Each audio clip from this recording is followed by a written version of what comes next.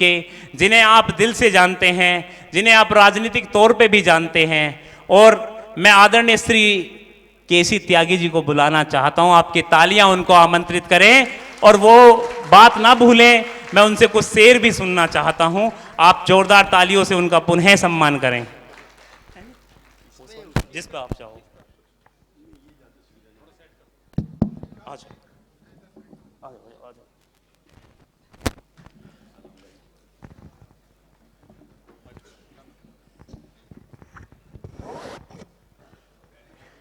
खड़खड़ी महोत्सव के सभी व्यवस्थापक महोदय, मंच पर कवियों की गरिमामयी उपस्थिति, आज के कार्यक्रम से सम्मानित होने वाले सभी मंचासीन साथी और हापुड़ और इसके आसपास से आए हुए सभी प्रबुद्धजन, मैं सभी का अभिवादन करता हूं, सर झुका करके वंदन करता हूं।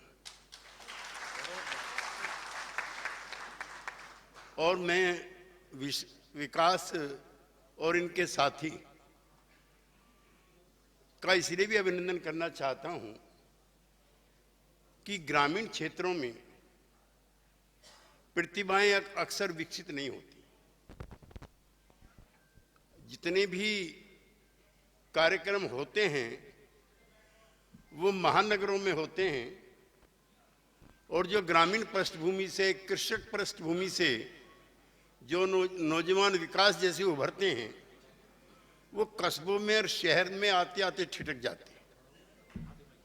खड़खड़ी यहाँ से थोड़ी दूरी पर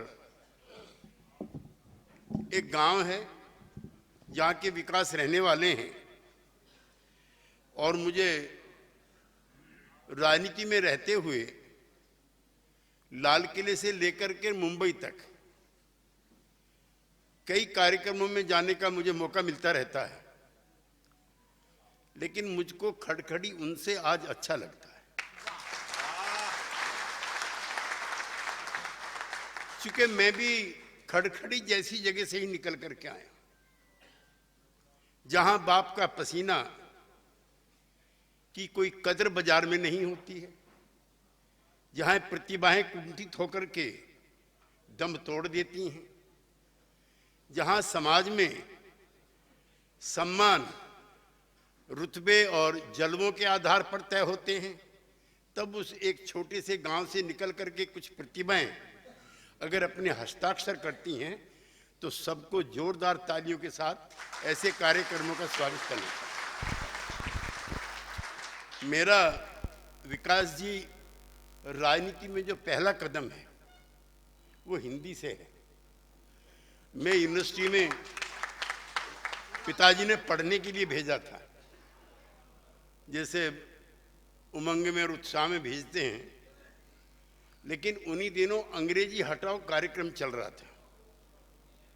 देश को आजाद हुए 20 साल हो चुके थे, ये 1967 की बात है। प्रकाशवीर शास्त्री जी यहाँ से एमपी थे और आंदोलन जोर पकड़ रहा था। जनसंघ के और समाजवादी पार्टी के जो नौजवान थे जुड़े हुए, वही नारे लगा रहे थे, अंग्रेजी में काम ना होगा, फिर से देश गुलाम ना होगा, ये नारा था। और इस नारे को लगाते हुए राजनीति में मेरा पहली दस्तखत है और पहली गिरफ्तारी है। हम पढ़ते थे और महात्मा गांधी ने आजादी के आंदोलन के दौरान भी दर्जनों बार जिक्र किया कि इस पर कोई बहस नहीं है कि आजादी के बाद देश के संचालन की कामकाज की भाषा हिंदी होगी, और हिंदी का मतलब हिंदी का प्रचार, हिंदी की उपयोगिता इसलिए भी आवश्यक थी कि अंग्रेजी दास्ता की भाषा थी, वो अंग्रेजों की भाषा थी, और जो हिंदी ही के साथ साथ जो प्रांतीय भाषाएं हैं उनसे भी कोई शिकायत या कोई मुकाबला नहीं था। हिंदी बड़ी बहन है तो तमिल छोटी बहन है, मराठी छोटी बहन है। इसलिए इन क्षेत्रीय भाषाओं के बारे में और हिंदी के बारे में भी जो विवाद आजकल चलाते हैं लोग, उनको भी मैं कहना चाहता हूँ हिंदी का क्षेत्रीय भाषाओं से भी कोई विवाद नहीं है और ये आंदोलन चलता रहा। लेकिन बिल्कुल ठीक कहा रामकिशोर जी ने भी और दूसरे साथियों ने भी, सरकारें अदलती बदलती रही, कुछ लम्हे कुछ क्षण जरूर ऐसे आए। एक तो मैं जरूर स्मरण करना चाहता हूं अटल बिहारी वाजपेयी जी, जिनका पहला संबोधन यूएनओ में हुआ था हिंदी के अंदर, आजाद भारत। मैं जो हिंदी की राजभाषा कमेटी है उसका सदस्य होने के नाते कई सम्मेलनों में हिस्सा ले चुका। मुझे मॉरिशस जाने का मौका मिला, कई जो हिंदी की कमेटी, तो एक दूसरा, अगर मैं सुषमा स्वराज जी का जिक्र नहीं करूंगा और उनको श्रद्धांजलि नहीं दूंगा तो बहुत जाती होगी। वो लगातार तमाम दुनिया के मुल्कों से जहां जहां हिंदी भाषी हैं, और आपको ताज्जुब होगा जान करके कि कई मुल्कों के तो राष्ट्रपति और प्रधानमंत्री हिंदुस्तानी हैं। मॉरिशस में प्रधानमंत्री भी हिंदुस्तानी है और नेता प्रतिपक्ष भी हिंदुस्तानी है। साउथ अफ्रीका के कई मुल्कों में, लैटिन अमेरिका के कई मुल्कों में प्रधानमंत्री या राष्ट्रपति जो भी सर्वोच्च पद है वो हिंदुस्तानी है। और दुनिया में ऐसे जो लोग और व्यक्ति और संगठन है उनको इकट्ठा करने का काम सुषमा जी भी कर रही हैं। उनकी अकाल मृत्यु ने उस काम को रोका है। अब एक नया विवाद दक्षिण से चला है और ये आज का नहीं है, ये 60 के दशक में चला था, हिंदी हटाओ। तो तमिल के भी मैं मित्रों से कहना चाहता हूं, संसद में हमारे साथ थे, कि आपका हमारा कोई विवाद ही नहीं है, बल्कि हम तो चाहते हैं उत्तर प्रदेश समेत जो भारतीय हिंदी भारतीय भाषा के लोग हैं वहां पे तमिल, तेलुगु या अन्य भाषा दक्षिण की वो भी एक स्वीकार की जाए, हमें कोई दिक्कत नहीं। हाँ, अंग्रेजी का रुतबा और जलवा रहेगा तो हिंदुस्तानी और गांव वासियों का रुतबा और जलवा अपने आप कम हो जाएगा। अंग्रेजी की अनिवार्यता के हम खिलाफ नहीं, हम अंग्रेजियत के खिलाफ। ये हमारी भाषा नहीं थी, इसने कई सौ साल गुलामी के आधार पर एक ऐसी पीढ़ी तैयार की कि जो अंग्रेजी में बोलेगा वो काबिल है और श्रेष्ठ है, और जो हिंदी में बोलेगा वो कम काबिल है। तो ये भाषाओं की संस्कृति की भी श्रेष्ठता की राजनीति से भी जुड़ा हुआ सवाल था। आपने जिक्र किया इसका हिंदी का। 1946 में आजादी से 1 साल पहले जो मेरे नेता थे जयप्रकाश नारायण, जिनसे प्रभावित होकर के मैं 24 साल की उम्र में ही लंबे टाइम के लिए मेरठ जेल में चला गया था, वो लाहौर जेल से छूट करके आते और जेल से आने के बाद उनका अभिनंदन होता है पटना के गांधी मैदान में। ये सुनने लायक किस्सा है। श्री बाबू जो वहां के मुख्यमंत्री हैं वो अध्यक्षता कर रहे हैं। जयप्रकाश जी उस समय 28 या 29 साल के और दिनकर जी उनसे भी कम उम्र के। तो उनके सम्मान में मैंने किसी लेख में भी ये लिखा है पिछले दिनों, वो गाते हैं उनके लिए सम्मान में, और उसने जयप्रकाश को समुद्र की गहराइयों से भी नीचे ले जा करके आसमान से मिला दिया था। जयप्रकाश है नाम समय की, करवट का अंगड़ाई का, भूचाल बवंडर के ख्वाबों से भरी हुई तरुणाई का। है जयप्रकाश वे नाम जिसे इतिहास समादर देता है, जिसके पद चिन्हों को अपने उर पर अंकित कर लेता है। ये 1946 में जयप्रकाश जी के अभिनंदन में दिनकर जी ने की थी और दिनकर जी राष्ट्रकवि बने।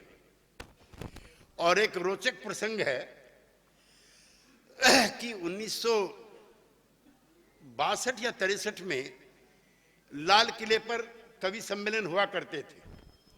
पंडित नेहरू प्रधानमंत्री हैं, दिनकर जी उनके साथ साथ लाल किले की दहलीज पे चढ़ते हुए झंडा रोहण के लिए जा रहे हैं। उसी बीच में जवाहरलाल जी का पैर फिसलता है और वो लगभग गिरने की स्थिति में आते हैं। उस समय दिनकर जी उनको सहारा देते हैं। जवाहरलाल जी कहते हैं बहुत बहुत धन्यवाद। उसने कही नहीं, राजनीति जब जब गिरेगी तब तक कविता और साहित्य उसको स्थान देगा। इसका यह स्थान। और मैं जिस दौर में नौजवान हुआ, राजनीति शुरू करी, वो आप जानते हैं व्यवस्था विरोध के दिन हम बागी थे। जितने भी एग्जिस्टिंग लॉज थे सोसाइटी के, हम सबके खिलाफ थे। क्योंकि बापू के नेतृत्व में जब आजादी आई तो बताया गया था भाषा तुम्हारी होगी, रिवाज तुम्हारे होंगे, स्वराज्य होगा, किसान का राज होगा, मजदूर का राज होगा, वगैरह वगैरह। 67 आते आते हमारे सारे सपने टूट गए और हमें व्यवस्था विरोध के, ये मन हमारा जो खराब है तभी से है, हम खराब नहीं है। वो दौर ऐसा था। प्रकाशवी शास्त्री हिंदी के बड़े भारी समर्थक थे, मुरारजी भाई समर्थक थे। तो जो मेरा पहला आंदोलन है, मेरी पहली गिरफ्तारी उन दोनों के खिलाफ होती है और वो चिल्ला रहे मंच से कि हमारा क्यों विरोध कर रहे हो। मैंने कहा आपका नहीं, ये व्यवस्था का विरोध हम लोग कर रहे हैं। तो हिंदी से ये जुड़ा हुआ मसला था जो आपकी जानकारी में आवश्यक था। और मैं अब भी ये मानता हूं कि अगर भारत को अन्य क्षेत्रों के अलावा, चाहे वो टेलीकम्युनिकेशन हो, इंफ्रास्ट्रक्चर हो और बहुत सारी चीज जिनमें भारत प्रगति कर रहा है, जब तक सांस्कृतिक धरोहर श्रेष्ठता प्राप्त नहीं करेगी, ये आर्थिक नियोजन के जितने भी प्रोग्राम हैं उसके सामने छोटे पड़ जाएंगे। क्योंकि इसमें अपनी भाषा है, इसमें अपने संस्कार हैं, जिसका इन्होंने भी जिक्र किया। जब मैं कार्यक्रम में हिस्सा लेने के लिए शामिल हो रहा था तो हमारे पुराने मित्र हैं रामकिशोर जी, हालांकि अवस्था तो उनकी वीर रस के गीतों को गाने की नहीं है मेरे हिसाब से, कहाँ चले गए, हाँ नहीं है इनकी अवस्था, लेकिन मुझे इनका संबोधन बहुत अच्छा लग रहा था। और जो संस्कार के तौर पर असल में देश के अंदर जितने अंतर विरोध हैं, गरीब अमीर का, शहर का, गांव का, अंग्रेजी का, हिंदी का, जितने भी हैं, तो मैं चूंकि ग्रामीण पृष्ठभूमि से हूं, सबसे बड़ा अंतर विरोध गांव और शहर की संस्कृतियों के बीच का है। जब हम पैदा होते हैं जहां पर भाषा और शिक्षा, कहां पढ़ते थे? अभी 2-3 दिन पहले मैं अपने मित्र से जिक्र कर रहा था, उसका नाम आजकल अंग्रेजी में कुछ और हो गया, वो घी कमार हुआ करता था, पता नहीं क्या नाम था, एलोवेरा। इस समय देश में सबसे ज्यादा डिमांड एलोवेरा की थी और हमारे टाइम पे एलोवेरा ठाली बैठा हुआ था। उस संस्कृति में हम पढ़े हैं। और जो भारत की ग्रामीण संस्कृतियों की जो गुलामी की बड़ी वजह है, वो गांव के लड़कों की शिक्षा पद्धति, उसका एक बड़ा कारण। 2 तरह का हिंदुस्तान है, आपकी कल्पना से बाहर है।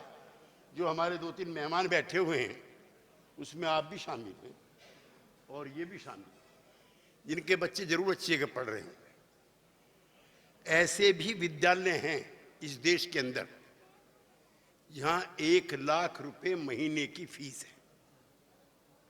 1 लाख। शिमला का सनावर सुना है, जहां पे संजय दत्त नशेड़ी बना था, सुना कि नहीं सुना? नैनीताल का शेरवुड है जहां अमिताभ बच्चन पढ़ा था। अजमेर का मियो कॉलेज है जहां पे कुंवर नटवर सिंह पढ़े थे।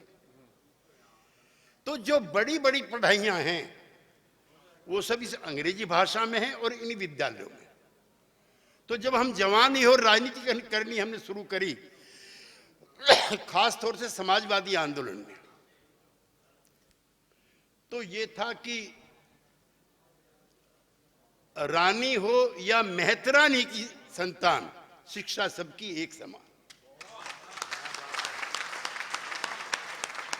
और इसको लेकर के जब जनता पार्टी बनी तो उसका, मैं भी एक बड़ा पदाधिकारी था, ऑल इंडिया का जनरल सेक्रेटरी था, तो हमारा एक डेलीगेशन मुरारजी भाई से मिला, क्योंकि जनता पार्टी के मैनिफेस्टो में था कि समान शिक्षा होगी। तो मुरारजी भाई जैसे नेता देश में कम होते हैं, लेकिन स्वभाव और व्यवहार में हमारी उनसे ताल नहीं खाती। बड़ा झगड़ा उस दिन हो गया। उसने कहा मैनिफेस्टो में क्या सारी चीज जो लिखी जाती है वो क्या इंप्लीमेंट होने के लिए होती हैं? मैंने कहा आप गांधीवादी हैं, आपको इस तरह के वक्तव्य नहीं देने चाहिए। आप एक काम करा दो, एक तो शिक्षा सबकी इस देश में एक समान और एक भाषा में हो जाए, तो गांव और शहर के बीच की दूरी अपने आप खत्म हो जाए। अब जितने बच्चे, मुझको तो याद नहीं है चूंकि मैं आपका यहां से सेवक भी रहा हूं, पिछले दिनों आप का प्यार कम हो गया था तो मैं दूसरे प्रदेश में चला गया। जब आपने भगाया मुझको यहां से तो पहले तो मैं मेरठ गया इनके साथ, इन्होंने कहा मेरठ से भी जाओ, तो फिर मैं पटना चला गया। लेकिन गांव के बच्चों की अगर गरीबी दूर करनी है, उनकी श्रेष्ठता कायम करनी है, तो एक काम करा दो कि बड़े से बड़ा चीज है, आजकल अंबानी अडानी कहते हैं, उनका बच्चा और हमारे गांव का बच्चा एक जैसी शिक्षा, एक ही क्लास में बैठ के पढ़ने लगे तो हिंदुस्तान आजाद हो गया। आप लोग समझते नहीं हो। आप इंडेक्स निकाल लो आईएएस का है तो सभी पढ़े लिखे लोग हैं। मुझे तो याद नहीं है कि हापुड़ के आसपास आईआरएस तो हुए एक दो लोग, कितने लड़के यहां पे हुए पूरे जिले में, जनपद में, और देश वो चला रहे हैं। माफ करना, हम नहीं चला रहे।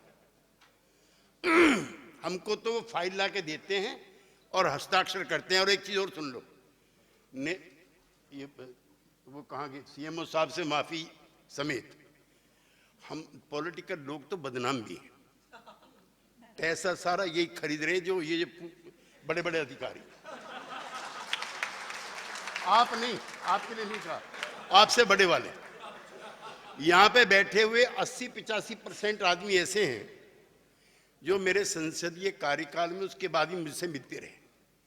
एक आदमी, भरी सभा में कहता हूं मैं, एक आदमी नहीं बता सकता कि हमने काम के बदले अनाज योजना चलाई हो, पैसे लिए हो, किसी से भी नहीं।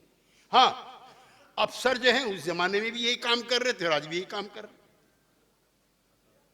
तो ये सिस्टम भी अगर बदलेगा, गांव के लड़के वहां पर जाएंगे, तो जब मैले कुचैले कपड़ों में उसके गांव का आदमी काम कराने के लिए आएगा तो उसको अपना अतीत में माँ बाप और दादा दिखाई देंगे।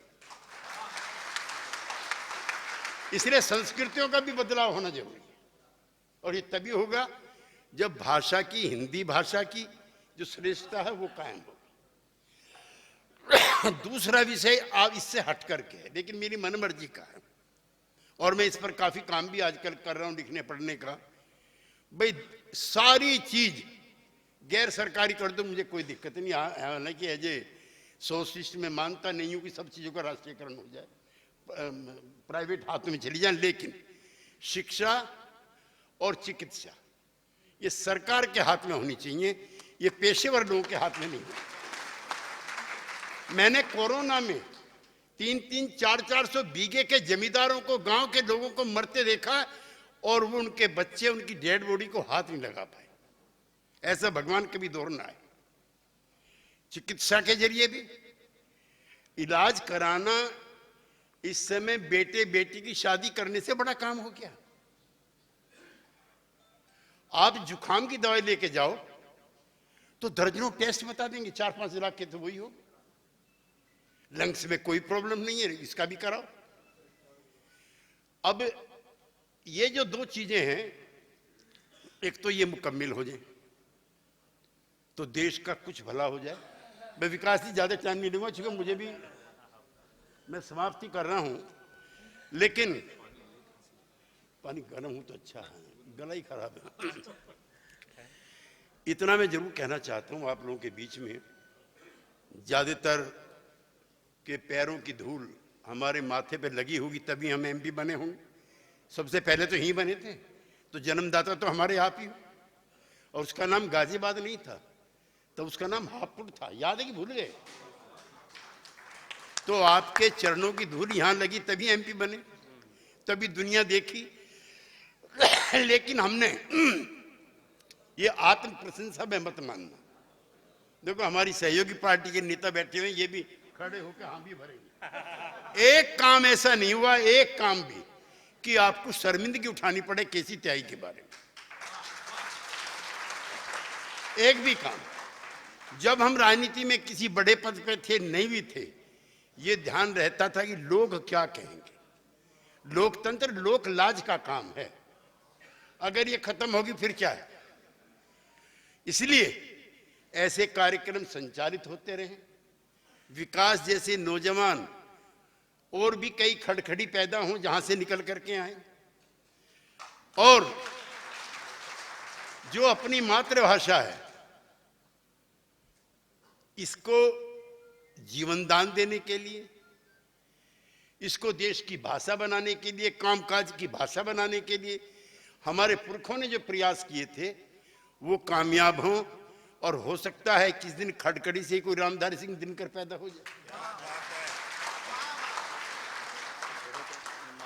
अगर महाभारत का जिक्र करके मैंने समाप्त नहीं किया, महाभारत में जितने पात्र हैं, आजकल मैंने रश्मि रथी भी पढ़ा है उनका, कर्ण जैसा कोई पात्र नहीं है। गलत तो नहीं कहा? एक भी उसके जैसा ना कोई योद्धा है और ना उसके जैसा कोई मित्र है। तो ये भी दिनकर जी की कविता का हिस्सा, आपकी इच्छा थी, उसे भी मैं सुना के अपनी बात समाप्त करता हूं। पांडव मने कर देते हैं कि नहीं, राज मिले ना ही बिन खांडा, बगैर तलवार के राज नहीं मिलता। सुई की नोक के बराबर जमीन नहीं देंगे। तो दिनकर जी लिखते हैं, भगवान श्री कृष्ण दुर्योधन को संबोधित कहते हैं और ये कविता पढ़ते हुए अलग हो जाते हैं। लो अब हम भी जाते हैं, अंतिम संकल्प सुनाते हैं, याचना नहीं अब रण होगा, जीवन जय या कि मरण होगा, दुर्योधन तू भूसाई होगा, हिंसा का उत्तरदायी होगा, राज करेंगे धर्मराज या पाएगा कुरुत राजताज, मेरा तो इतना काम रहा, दुर्योधन का संग्राम रहा।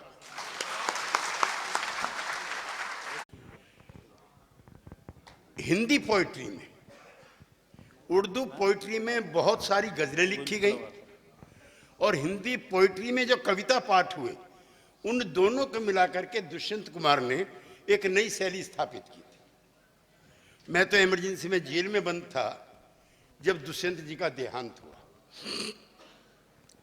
लेकिन जब जेपी मूवमेंट चल रहा था तो दुष्यंत जी के लिखी हुई कविताएं धर्मयुग में आने लगी थी। कम लोगों को यहां पे जानकारी होगी कि कमलेश्वर, धर्मवीर भारती, विट्ठल भाई पटेल और दुष्यंत ये समकालीन थे और एक जैसे थे।